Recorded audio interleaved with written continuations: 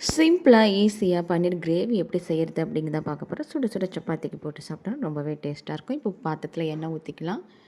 இப்போ காரத்தூள், உப்பு, கொஞ்சம் கரம் மசாலா போட்டுக்கலாம். இப்போ இது கூட நம்ம கட் பண்ணி வச்சுருக்கிற பன்னீரை நம்ம ஃப்ரை பண்ணி தனியாக நம்ம எடுத்துக்கலாம்.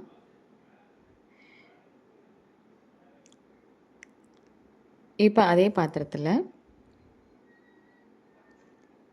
ஜீரகம், பட்டை, கிராம்பு, ஏலக்காய் 1 இது எல்லாத்தையும் போட்டு, பட்டை மிளகாய் ஒரு 4, 5 போட்டு, அது கூட முந்திரி போட்டு நல்லா வதக்கிக்கலாம். முந்திரி ஒரு 5, 6 முந்திரி போட்டுக்கலாம். தக்காளி ஒரு 4 தக்காளி போட்டு அதை நல்லா வதக்கி விட்டுக்கலாம். இது கூட போதுமான அளவு நம்ம உப்பு சேர்த்துக்கலாம். இது நல்லா வதக்கின பிறகு மிக்ஸி ஜாரில் வச்சு நம்ம அரைச்சி எடுத்துக்கலாம். நல்லா பேஸ்ட்டாக நம்ம அரைச்சி எடுத்துக்கலாம்.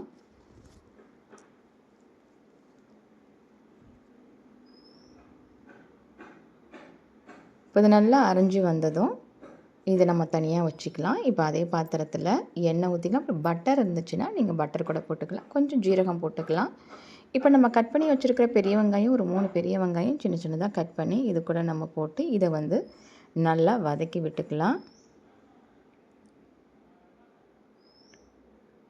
மீடியம் ஃப்ளேம்லேயே வச்சு இந்த மாதிரி நல்லா வதக்கிக்கலாம். ஈஸியாக, குயிக்காக, சிம்பிளாக இந்த மாதிரி நம்ம செஞ்சு கொடுத்தோம் அப்படின்னா எல்லாருமே ரொம்பவே விரும்பி சாப்பிடுவாங்க. ஈஸியாகவும் செய்யலாம்.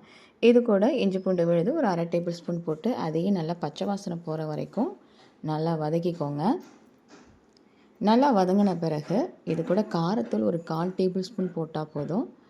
கரம் மசாலா ஒரு 1/2 டேபிள் ஸ்பூன் போட்டு இதை நல்லா நம்ம மிக்ஸ் பண்ணி விட்டுக்கலாம்.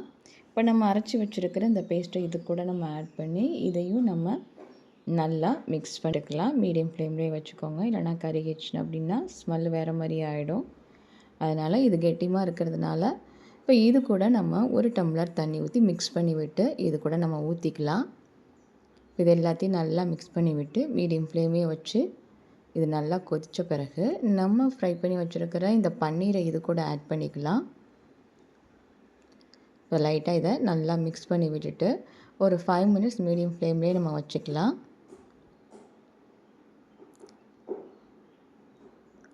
இதெல்லாம் நல்லா வெந்துடுச்சு.